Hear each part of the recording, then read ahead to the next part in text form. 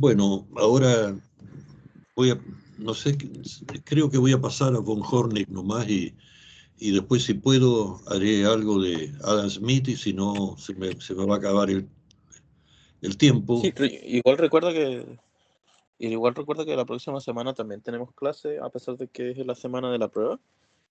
Ajá. De todas maneras, la prueba no la vamos a mandar antes de la clase, así que igual puedes pasar a Adam Smith la próxima semana. Ah, perfecto. Eso es una gran noticia. Entonces ahora voy a terminar la clase redondeando un poco el tema del mercantilismo y hablando algo de von Hornig. En realidad, von Hornig es como un resumen de otras cosas que ya vinimos diciendo, de la lógica esta, ¿no?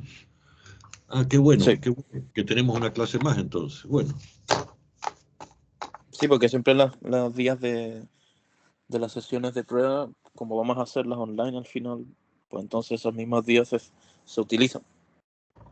perfecto. Bien, esa es buena noticia.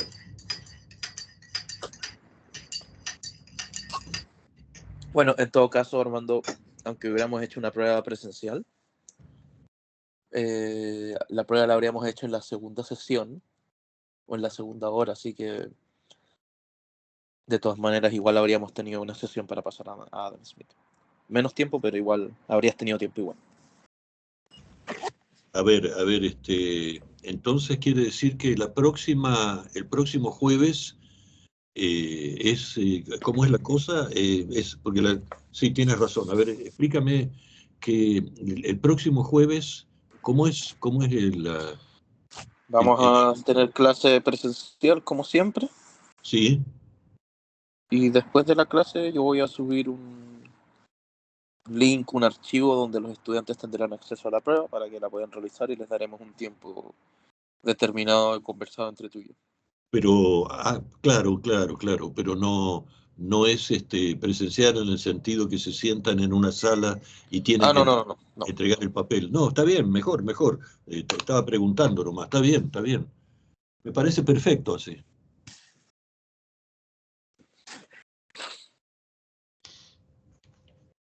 Bueno, veo que hay algunos alumnos que ya están, ¿no? Sí.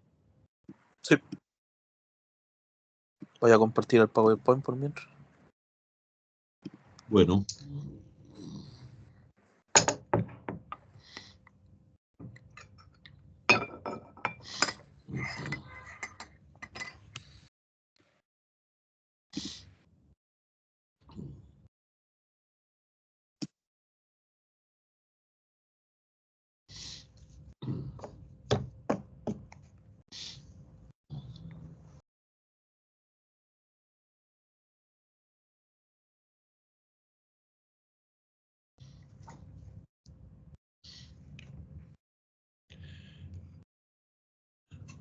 Bueno,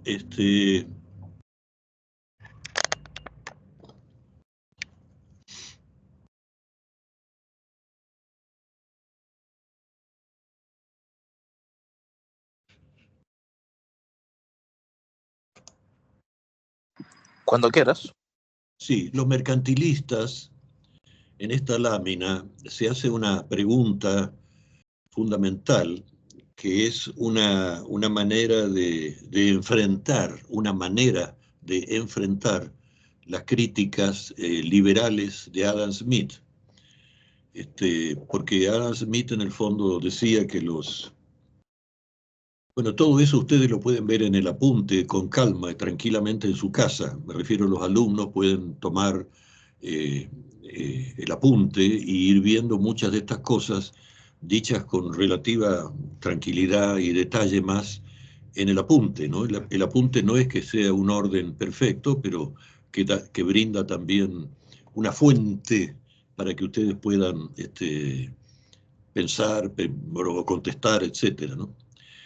Entonces, esta lámina dice, en la era moderna, de nuevo siglos XV al XVIII, que es desde el descubrimiento de América hasta la independencia política y la revolución de independencia política de América Latina, la independencia política de Chile, 1810, la independencia política de Argentina, 1810, y de ahí del sur hacia el norte, aún antes de la revolución industrial, el desarrollo, en la era moderna, el desarrollo de las burocracias y de las Fuerzas Armadas como cuerpos profesionalizados estables requirió la monetización de esas operaciones para el pago de remuneraciones. Entonces aquí planteamos de nuevo que no es que los mercantilistas creyeran que la moneda era riqueza por sí misma, porque como dice una fábula que cuenta el propio Aristóteles, del rey Midas, que todo lo que tocaba lo convertía en oro, y el rey Midas se murió de hambre porque cada vez que quería comer pan tomaba una tajada de pan y se le convertía en oro y no podía comer y se murió de hambre. Entonces, la monetización de las operaciones, eso sería lo que pasaría si los mercantilistas creyeran que, que el dinero, que el oro, que la plata fuera riqueza. Eso sería como la fiebre del oro, la obsesión del oro, buscar desesperadamente oro, la quimera del oro. Así se llama una famosa película que recomiendo para que ustedes la vean, de Charles Chaplin, La quimera del oro, la desesperación buscando minas de oro, ¿no? En una quimera es una fantasía, una ilusión, algo que mueve a los seres humanos, pero que los puede llevar a la perdición. Entonces, aún antes de la revolución industrial, vuelvo a leer esta lámina ahora, en la era moderna, aún antes de la revolución industrial, el desarrollo de las burocracias y de las fuerzas armadas como cuerpos profesionalizados estables, porque durante la formación del Estado, eso es lo que quiero decir y eso es lo que dijo también Max Weber, por eso a Max Weber es muy importante, y Marx no lo dijo, porque Marx no hablaba del Estado en el Capital, Marx hablaba del Estado en otras polémicas, en otros papers, en otras situaciones, pero la obra fundamental de Marx es puramente económica y puramente fundada en la teoría del valor trabajo y en un rigor alemán muy característico y no habla del Estado. Pero Max Weber sí habla del Estado, le da al Estado el papel importantísimo que tuvo en el desarrollo del capitalismo. Eh, entonces, y ahí surge que para que hubiera Estado, hubo que desarrollar las burocracias, ¿no? Es decir, la administración pública y las Fuerzas Armadas, que son una forma de administración pública. ¿Y todo eso qué es? Todo eso es el sector público, todo eso es el Estado, todo eso es la administración pública, todo eso son los funcionarios, todo eso son la burocracia. Max Weber habló bastante de la burocracia. ¿Qué es burocracia? Buró quiere decir oficina, si no me equivoco en francés, y cracia quiere decir poder. Entonces la burocracia es el poder ejercido desde las oficinas y el capitalismo siempre fue acompañado por el Estado y en el Estado siempre hubo una burocracia. Incluso en los países menos burocráticos como como la propia Inglaterra, que nunca, o Estados Unidos, que en general no se caracteriza por ser muy burocrática. De todas maneras, la administración pública fue imprescindible, fue necesaria. Sin administración pública, sin burocracia no habría administración pública. Entonces, no, dice esta lámina en su segundo párrafo, no es que los mercantilistas confundieran la riqueza con el dinero metálico, sino que para construir el Estado moderno requerían de dinero para gestionar la actividad fiscal. La actividad fiscal es pagar los impuestos, hacer el gasto público, pagar, pagar a los funcionarios, pagar los sueldos, pagar los salarios. Todo eso es la actividad fiscal.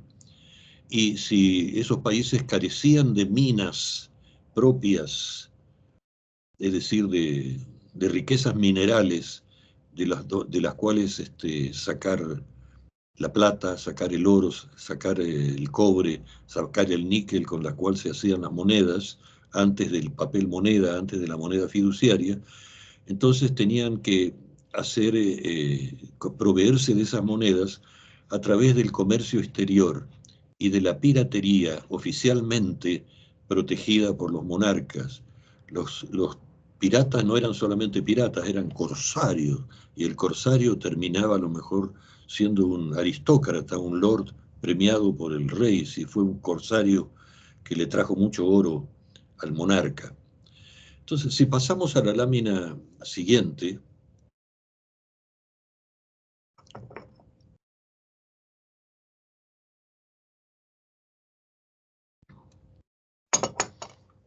hablamos un poquito de América Latina. El bullionismo, del inglés bullion o lingote de oro, fue la modalidad típica del mercantilismo español por obvias razones históricas tras la conquista y colonización de América Latina. ¿Cuáles eran esas razones históricas?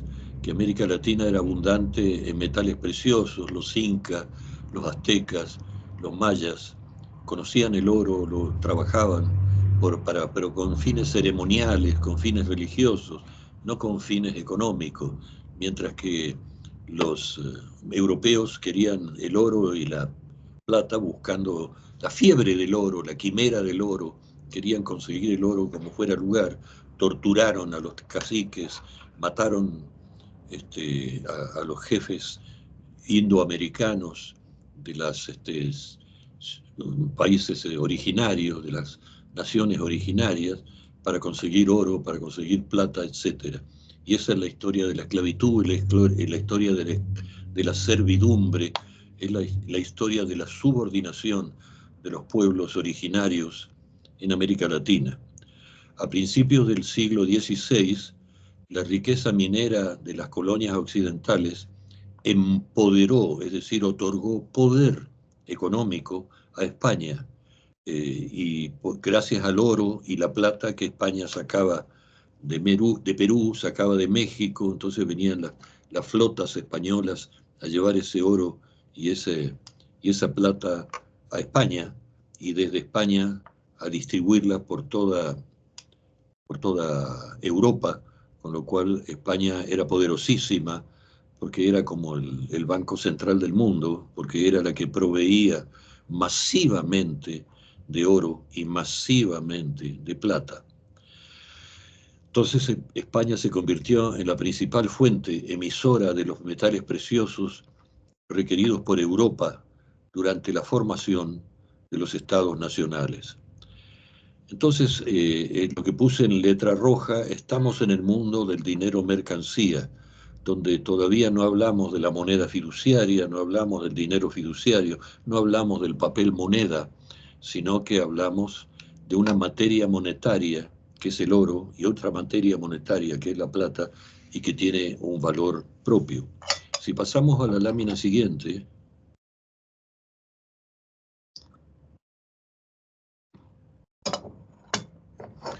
eso quería yo pasar, aunque esto daría lugar para un curso completo de historia económica de América Latina. Daría lugar para un curso completo de historia económica de América Latina, que se ha hecho además. Los peruanos, los bolivianos, los mexicanos han trabajado mucho estas ideas del colonialismo. La evolución histórica de la economía internacional, dice esta lámina, a partir de... La evolución histórica de la economía internacional a partir de la era moderna es fundamental para entender las causas profundas que modelaron las sociedades latinoamericanas. Exagerando un poco el argumento, podría decirse que la economía internacional hizo América Latina, la hizo, la creó, la economía internacional, porque no se entiende América Latina, no se entiende el poblamiento de América Latina, no se entiende de dónde salió la gente de América Latina, si no se piensa en la economía internacional. Por lo tanto, es una materia histórica estructural. La economía de América Latina, la economía depende de la economía internacional, dependió siempre de la economía internacional y sigue hoy dependiendo de la economía internacional.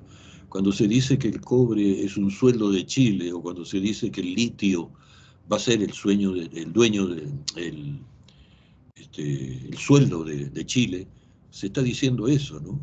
Que nuestras economías son tremendamente dependientes de la economía internacional, porque tienen que exportar sus materias primas para poder recibir eh, mercancías, manufacturas y todo lo que necesitan.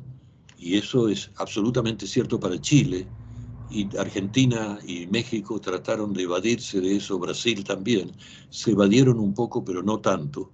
Pero si nosotros vamos a un supermercado chileno, vamos al Líder y empezamos a preguntar la ropa que vende el Líder, de dónde salió, la, los electrodomésticos que vende el Líder, dónde se hicieron, vamos a empezar a encontrar que la actividad económica de Chile es terriblemente dependiente de los productos importados que vienen de los países desarrollados. Antes venían de Inglaterra y venían de Estados Unidos, ahora vienen no solo de Inglaterra y de Estados Unidos, sino que también vienen de dónde, obviamente, de la China, no solamente de la China, también vienen de Japón, viene del Asia. Chile ha comprendido eso y ha desarrollado muchos tratados comerciales donde Chile exporta sus materias primas, Chile exporta sus productos primarios y recibe a cambio de eso manufacturas. Ahora empieza a haber una cierta inflación porque, en Chile, porque el valor del dólar ha subido. Y el valor del dólar ha subido, y eso significa que Chile puede entrar en una situación inflacionaria que deriva en grado importante de la dependencia económica que tiene Chile con los productos importados. ¿Importados de dónde? Importados de Japón, de China, del Asia, también de Estados Unidos. Chile es un gran importador de manufacturas externas, ¿no es cierto? Y eso entonces es lo que caracteriza a nuestras economías, la condición periférica. No hay que exagerar porque Chile es un país tecnológicamente muy adelantado en las nuevas tecnologías de la información, en las nuevas tecnologías de la comunicación. Pero eso no quita que todavía Chile, para el funcionamiento interno de su economía, depende mucho de las manufacturas que compra, depende mucho de las manufacturas que importa, que importan en el sentido que compra en el exterior, ¿no? Entonces, por eso decimos que la evolución histórica, y aquí nos ponemos historicistas, ¿no? Defendemos que la historia hay que conocerla, y sin la historia no entendemos la economía. La historia es fundamental para entender la economía. Entonces leo la lámina, la evolución histórica de la economía internacional a partir de la era moderna es fundamental para entender las causas profundas que modelaron las sociedades latinoamericanas. Exagerando un poco el argumento, podría decirse que la economía internacional hizo a las economías latinoamericanas, las hizo, las produjo, dio lugar a la existencia, les dio vida a las economías latinoamericanas y las hizo como son y no de otra manera. Y son como son, es decir, productoras y exportadoras de productos primarios, productoras y exportadoras de recursos naturales. E incluso ahora, en esta nueva tecnología que incluye el litio, que incluye nuevas materias primas, todavía son recursos naturales, ¿no? Y los países vienen a obtener estos recursos naturales, y el poder que tiene Chile y el poder que tiene Argentina radica en grado importante en las electromovilidades, en el litio y en todas estas cuestiones.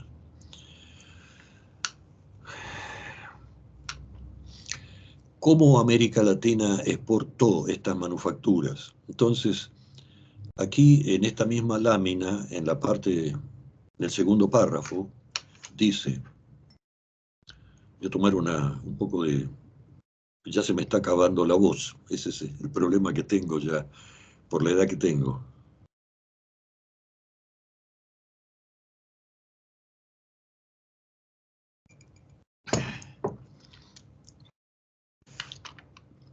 Tras el proceso de conquista y asentamiento estable de los colonizadores ibéricos, ojo que los colonizadores ibéricos son los colonizadores originarios de España y Portugal.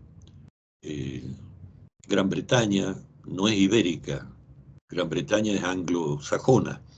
Entonces, no sé, me parece que por ahí escuché que se hablaba de los ibéricos colonizadores y se metía también a Gran Bretaña. No sé a quién se lo escuché, pero si se lo escuché a alguien, no. Lo ibérico es España y Portugal. Eso sí, eso es la América ibérica o la Iberoamérica. Lo otro ya es las colonias anglosajonas. Tras el proceso de conquista y asentamiento estable de los colonizadores ibéricos de España y Portugal, tres situaciones coloniales básicas o típicas se establecieron en América Latina durante los siglos XVI al XVIII. Estas tres láminas que vienen ahora podrían dar lugar a un curso de un semestre, y yo he dado un curso de un semestre desarrollando estas láminas. Son tres láminas, ¿no? Entonces, estas tres láminas son la lámina número 1, que es la siguiente, que pudiéramos ponerla para mirarla, número 1, lámina 1, sería la primera situación colonial a considerar. Entonces, la primera situación colonial correspondió a las tierras altas de la meseta mexicana. Ustedes saben que México, la Ciudad de México está a 2.000 metros de altura sobre el nivel del mar, son tierras altas, es una meseta mexicana. Ahí está ubicada la ciudad de Tenochtitlán, que es la ciudad donde ahora existe la Ciudad de México, que era la capital de los aztecas. Tenochtitlán era una tierra alta de la meseta mexicana y del área andina, que es todo el área andina, que es la cordillera de los Andes, que son tierras altas, ¿no? Y ahí cerca de la cordillera de los Andes está Machu Picchu, están los incas, en fin, ¿no? ¿Cómo se llaman los incas? Están, bueno, están los incas, están los aztecas y están los mayas. Los mayas no son de tierras altas, sino que la civilización maya es tierras más bajas, ¿no? Entonces leo la lámina. La primera situación colonial correspondió a las tierras altas de la meseta mexicana y de las importantes civilizaciones prehispánicas, aztecas, mayas, incas, etcétera, que conocían y trabajaban el oro y trabajaban la plata, sobre todo con fines ornamentales o ceremoniales, ya hablamos de eso. Esta primera situación proveyó de metales preciosos al proceso de monetización que acompañó la formación y expansión de los mercados nacionales durante la etapa mercantilista en Europa. O sea que venían los españoles, sacaban la plata, los galeones llevaban el oro y la plata a España, y desde España se repartía por todo el mundo. España era rica, España era poderosa, pero su riqueza y su poder dependía de la plata que le estaban rapiñando a los latinoamericanos.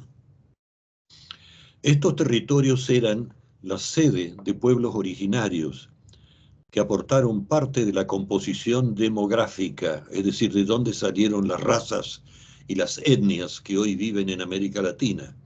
Bueno, una parte de eso son los pueblos originarios, los pueblos indoamericanos, los aztecas, los incas, los mayas, pero también los guaraníes, también los mapuches, fueron pueblos originarios que ahora buscan en su historia, buscan en su pasado, tratan de recordar de dónde vinieron, cómo eran, cómo la llegada de los españoles, la llegada de Pizarro en Perú, produjeron un desparramo y un desorden espantoso, la catástrofe demográfica y todas esas cuestiones. Todo eso formaría parte de la primera situación colonial caracterizada por la exportación de minerales, oro, plata y otros metales valiosos. En la lámina siguiente tenemos la segunda situación colonial. Gracias, Diego.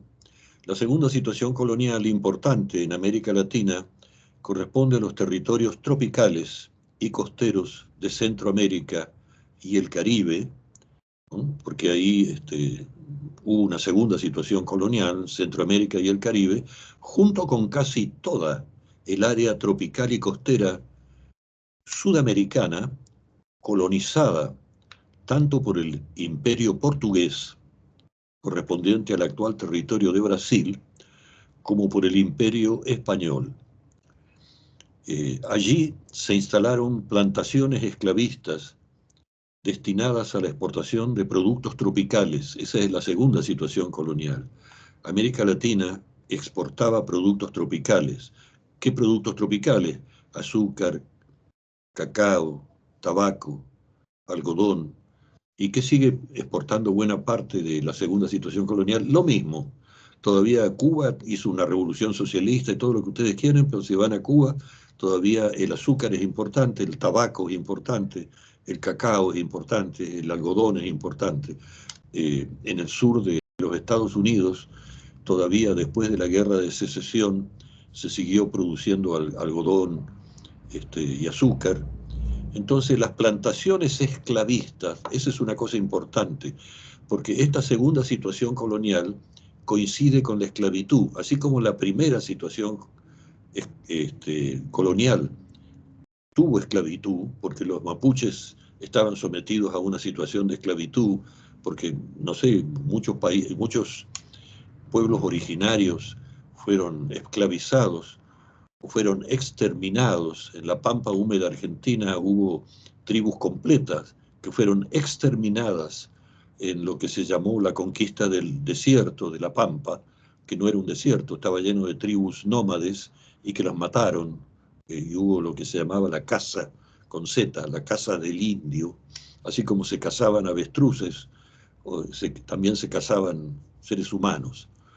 Entonces, esa fue la... Bueno, entonces estamos hablando de las situaciones coloniales. En la primera situación colonial hubo esclavitud y servidumbre con los pueblos originarios. En la segunda situación colonial, que fue esta que estamos mencionando, que está la lámina puesta acá, lo que hubo fue esclavitud, tráfico de esclavos. En estas zonas estuvieron los portugueses, que fueron grandes esclavistas, que se asociaron con los franceses, que eran otros grandes esclavistas de otras zonas, los franceses, y todo eso creó la segunda situación colonial, que todavía siguen exportándose las mismas cosas. Y la tercera situación colonial, gracias Diego por el cambio, la tercera situación colonial corresponde al cono sur de América Latina, comprendido básicamente por los actuales territorios de Argentina, es decir, lo que se llama la pampa húmeda, la pampa argentina, que ahora no está tan húmeda porque se está secando y está irrigada por los ríos el río de Paraná, el río Paraguay, el río Uruguay, el río de la Plata, etcétera, que es una zona terriblemente fértil, y lo era hasta que esta sequía que está llegando ahora está haciéndole muchísimo daño a la Argentina. Bueno, Chile en el Valle Central, el Valle Central de Chile también tiene una geografía y una forma agropecuaria de ganadería, cereales. Chile exportaba trigo a California durante la época de la quimera del oro que escribió o que filmó Chaplin. Chile exportaba trigo a California hasta que Argentina entró a exportar fuerte, y como Argentina tiene ventajas comparativas por la fertilidad de la que era su tierra, ahora ya esa fertilidad se está matando y se pasa de la sequía a la inundación, de la inundación a la sequía, pero ese es otro problema, el problema de la ambiental, el problema ambiental que está sufriendo el mundo, ¿no?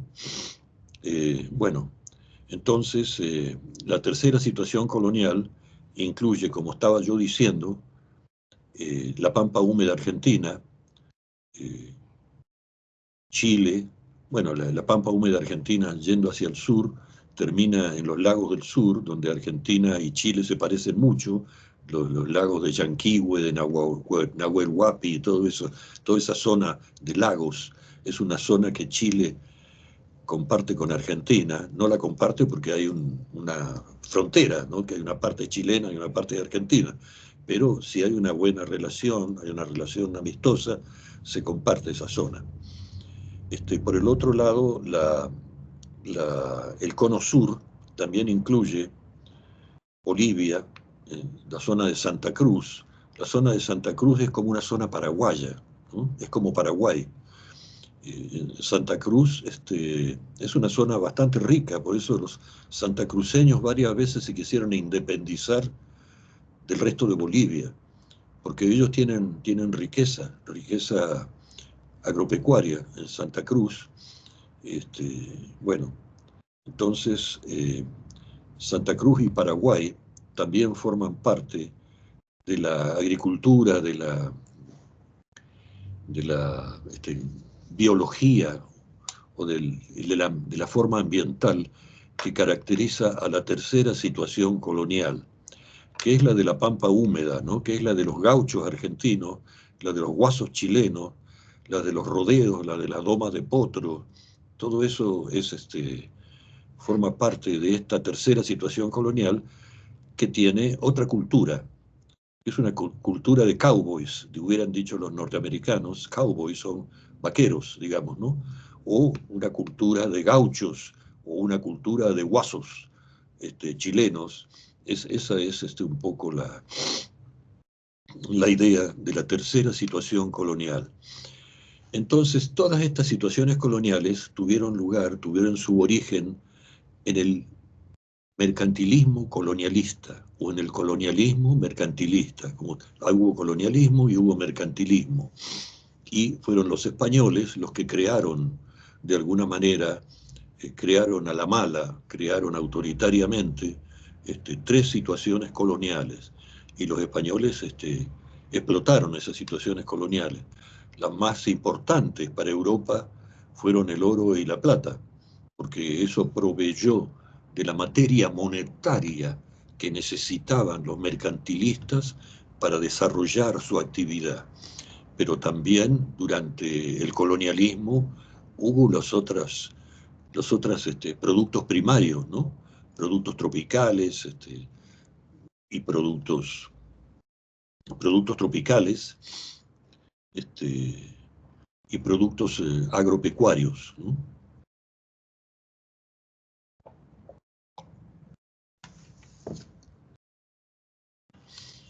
Entonces, yo quería ubicar un poco esta situación, porque hoy América Latina mira para adentro y empieza a ver un proceso, un proceso de integración, no de integración en el sentido de políticas integracionistas, sino de integración que va surgiendo de las migraciones internas. Entonces, cuando yo digo integración, digo también migraciones que vienen del Caribe a Chile, para dar un ejemplo evidente. Las migraciones que vienen del Caribe a Chile traen una población.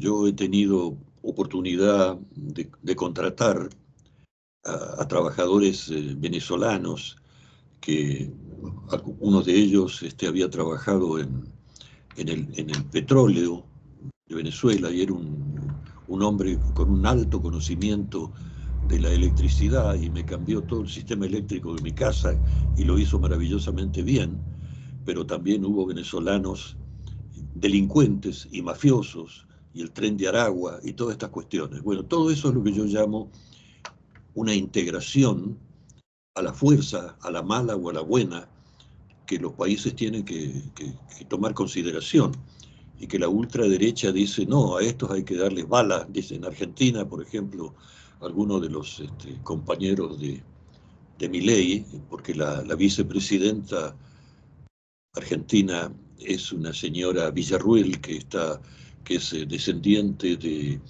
las cúpulas militares autoritarias de Argentina, como Videla, etcétera.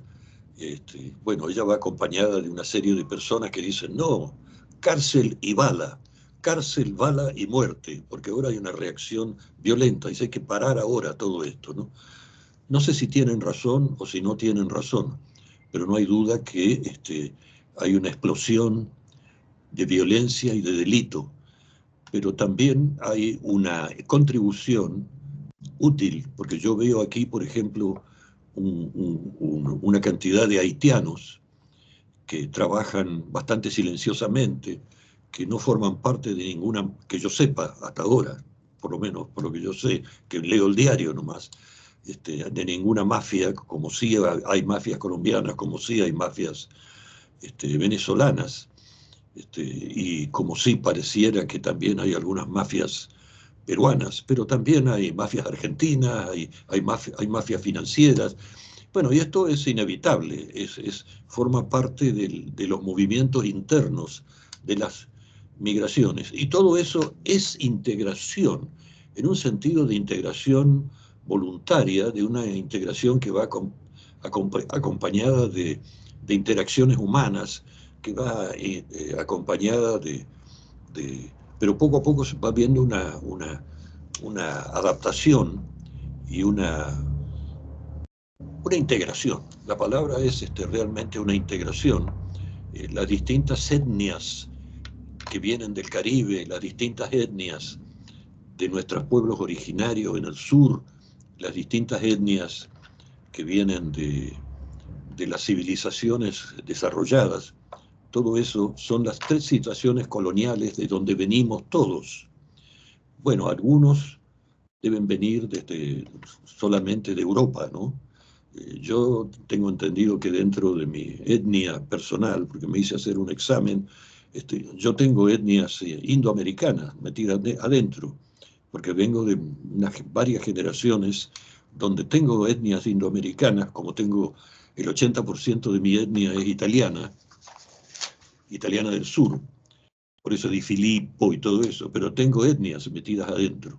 Y entonces todo eso es una integración biológica, una integración cultural que se va produciendo.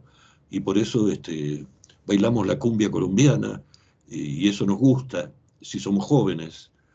O hacemos un carnaval carioca y eso nos gusta si somos amantes de los ritmos tropicales. Entonces, todo esto forma parte de una integración cultural, eso quería decir yo. Pero no es esa integración no la para nadie. Ni siquiera Estados Unidos, con todo su poder, pudo frenar la presencia de las etnias indoamericanas o la presencia de las etnias latinoamericanas. Entonces, finalmente, por ejemplo, en el caso de los Estados Unidos, hay como por un lado hay una reacción espantada de la ultraderecha norteamericana racista que se resiste a digerir y a aceptar, sobre todo a los mexicanos, y a los que vienen, entonces quieren hacer las barreras que quiere poner Trump, barreras que no se puedan superar, etcétera, o hacer fosos. Hay que frenar. Yo creo que sí, es necesario controlar la migración, creo que sí, pero frenarla es dificilísimo. porque es un proceso de reproducción natural que no va a haber manera de frenarlo como no lo pudo frenar Estados Unidos. Si la violencia interna es muy grande, si el repudio y rechazo es muy grande, puede haber una especie de violencia civil dentro de los países. Pero lo ideal sería no que hubiera una violencia civil, sino que hubiera una integración, que hubiera una incorporación, una una integración cultural, idiomática, de costumbres, de maneras de ser. Y así como hay mafias colombianas y hay mafias venezolanas, y también debe haber unas cuantas mafias argentinas que están metidas, a lo mejor las mafias, digo yo porque soy argentino y no me voy a excluir de estas mafias, pero son probablemente mafias más refinadas en el sentido que están en la parte financiera, etcétera, etcétera.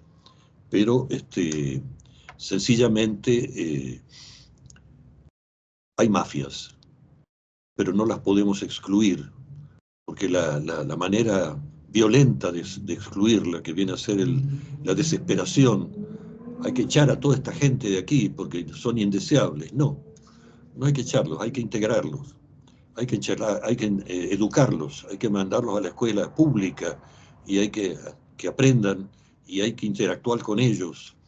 Y ellos nos pueden enseñar cosas. Nos pueden enseñar cosas de su cultura, de su gastronomía, de su música, de su historia. Y eso es el camino de la solidaridad, el camino de la integración. Entonces la integración tiene dos patas. Una es la pata de la integración conducida por los estados, como, no sé, el Pacto Andino, el Mercosur, pero la otra es la integración conducida por las oleadas culturales que van llegando. ¿Cómo frenamos a los venezolanos? Podemos frenarlos, claro, pero hasta cierto punto. Y muchos de los venezolanos que llegan nos enseñan cosas. Y hay venezolanos con capacidad técnica y hay venezolanos que ocupan cargos necesarios e importantes para la economía de Chile. Y así sucesivamente. Entonces, ¿qué quise yo dar aquí? Quise acordar o hacerles acordar a ustedes que hay una situación colonial en América Latina, tres situaciones coloniales, y que esas situaciones coloniales que se fundaron en la fase colonial y que se mantuvieron durante el siglo XIX y dieron lugar a las naciones y las repúblicas latinoamericanas, ahora se empiezan a movilizar internamente. Entonces, por ejemplo, ahora hay oleadas, vuelvo a repetir, de colombianos, de venezolanos, de haitianos, pero no solamente de estos tres países de los cuales yo estoy nombrando, sino que han llegado de otros países del Caribe, están llegando de otros países del Caribe, y junto con ellos llegan el Tren de Aragua, y llegan las mafias, y llega la violencia, y llegan los asesinatos, y efectivamente los estados tienen que hacerse fuertes para frenar esos asesinatos, para frenar esas mafias, pero no los podemos excluir absolutamente, porque esa es una utopía, es algo, y además no es bueno que los excluyamos absolutamente, porque también hay colombianos educados que traen música, que traen arte, que traen cultura, y hay venezolanos educados que traen música y traen arte y traen cultura. Entonces lo que hay que hacer es un Estado fuerte, sí, evidentemente, pero un Estado fuerte que no pretenda echar violentamente a todo el mundo, porque ese es un camino que podía terminar siendo una especie de nazifascismo o un racismo tremendo, del cual América Latina se ha venido escapando hasta ahora, y sería muy malo para la integración que eso se produjera así. Para la integración en los dos sentidos que yo acabo de decir.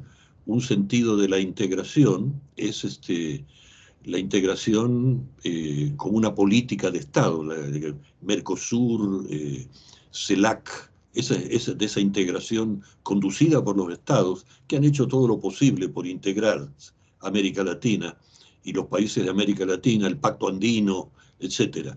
pero por el otro lado está la integración cultural, la integración demográfica, la integración de los matrimonios o de las uniones étnicas entre diferentes países, lo cual no se hace tan rápidamente, pero se termina haciendo, se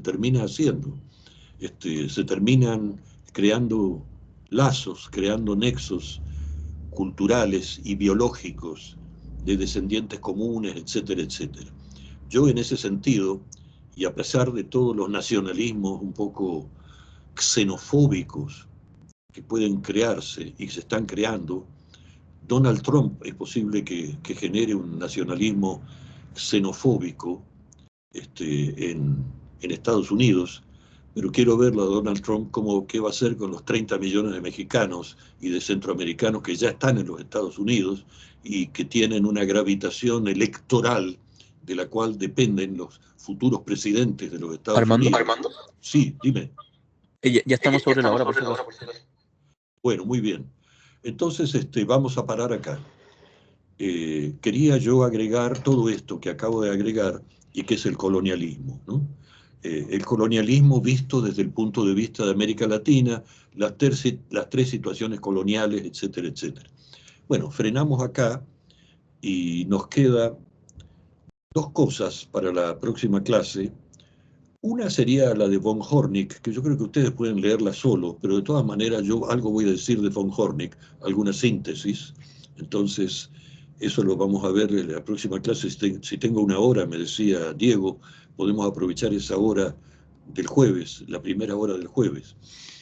Y segundo, vamos a... Creo que entonces no vamos a entrar en los clásicos, vamos a quedarnos nomás con el mercantilismo y con el colonialismo, que no es poco, es un periodo histórico tremendo y nosotros tenemos una visión histórica, ¿no? Entonces no es poco. Hemos visto cosas importantísimas que nos dan una idea histórica del origen nuestro, de dónde venimos. Todos los que estamos aquí en Chile, de dónde venimos, de dónde salimos, a dónde llegamos, etcétera. Entonces, esto yo lo quería dar de todas maneras, que les vuelvo a repetir, da para hacer un curso de 6 meses. Estas tres situaciones coloniales tienen que ver con toda la historia y el pasado de América Latina, que no se entiende si uno no profundiza de dónde salió la población de América Latina. Pues nuestra población es una composición de europeos, es una composición de pueblos originarios indoamericanos, es una composición de esclavos africanos y de afroamericanos, y también de asiáticos, porque hubo migraciones esclavistas de chinos que llegaron en condición de esclavitud al puerto del Callao. Entonces hay que estudiar esa historia. Esa historia es importantísima, y si no estudiamos esa historia no entendemos de dónde salimos nosotros y cómo se hizo la economía internacional de América Latina. Bueno, entonces la próxima clase creo que voy a empezar dedicando unos 15 minutos a que ustedes me hagan preguntas. Es importante que me hagan preguntas. Voy a hablar un poco de von Hornig, y me parece que todos los clásicos británicos van a quedar, no sé, a lo mejor meto a Adam Smith en su ataque a los mercantilistas, si puedo, pero ahí voy a conversar un poco con Diego y vamos a reordenarnos para estos fines. Entonces, si nadie quiere decir nada, si nadie quiere decir nada, y si Diego, ¿qué iba a decir Diego? Dime. No iba a decir nada, dije perfecto. Yo estoy bien por ahora, podemos cerrar cuando quieras. Entonces, ya estamos en la hora, ¿no?